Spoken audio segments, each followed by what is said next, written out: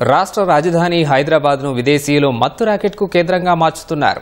దేశవ్యాప్తంగా ప్రధాన నగరాలు, పట్టణాల్లో ఏజెంట్లు నగదు, డ్రగ్ లావాదేవీలకు తామెవరో తెలియకుండా కమిషన్ ఆశ చూపి దళారుల్ని ఏర్పాటు చేసుకుంటున్నారు.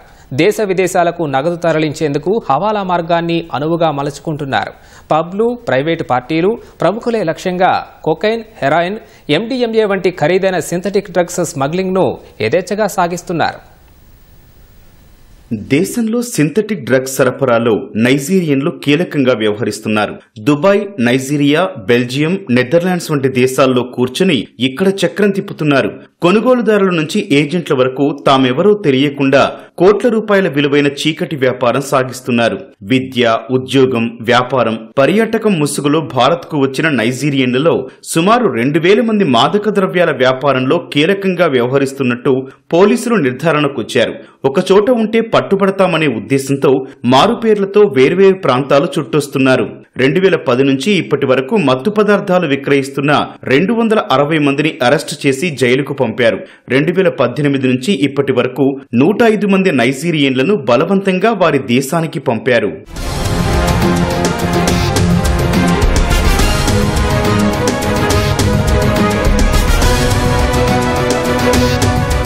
తెలంగాణ యాంటీ నార్కోటిక్స్ బ్యూరో 2023లో ఏర్పాటయ్యాక మత్తు పదార్థాల కట్టడిపై నిఘా పెరిగింది. భాగ్యనగరంతో పాటు ప్రధాన ప్రాంతాల్లో డ్రగ్స్ క్రయ విక్రయాలు జరిగే హాట్స్పాట్లను గుర్తించారు. ముంబై, బెంగళూరు, గోవా నుంచి డ్రగ్స్ నగరానికి చేరుతుంటాయి. అక్కడ 1000-2000కు కొనుగోలు చేసి ఇక్కడ 4 నుంచి 5000కు విక్రయించి సొమ్ము చేసుకుంటున్నారు. ఉచితంగా మత్తు, ఆదాయం వస్తుందనే ఆశతో మాదక ద్రవ్యాలకు అలవాటైన వారు నైజీరియన్ల ముఠాల చేతిలో ఏజెంట్లుగా మారుతున్నారు. తాజాగా టీజీ న్యాబ్ పోలీసులు అంతర్జాతీయ హవాలా రాకెట్ ను ఛేదించారు.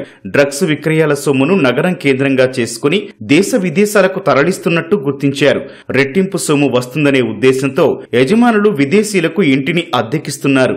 ఒకే ఆధార్ కార్డుతో 10ల సంఖ్యలో సిమ్ కార్డులు విక్రయిస్తున్నట్టు పోలీసులు దర్యాప్తులో తేలింది. ప్రముఖ కొరియర్ సంస్థల ద్వారా మత్తు పదార్థాలను చేరవేస్తున్నారు.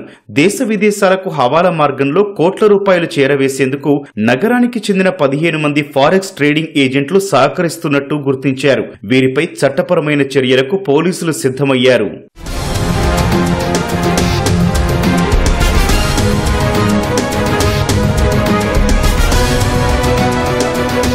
సైబర్ క్రైమ్, డ్రగ్స్ రాకెట్ సూత్రధారులకు ఏ రూపంలో సహకరించినట్టు గుర్తించినా కేసులు నమోదు చేస్తామని TG NAB SP Rupesh Kumar స్పష్టం చేశారు.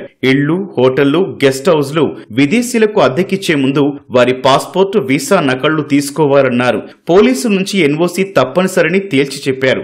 విదేశీ కరెన్సీ మార్పిడి సమయంలో సంబంధిత వ్యక్తుల వీసా, పాస్పోర్ట్ కాపీ తీసుకోవాలని సూచించారు.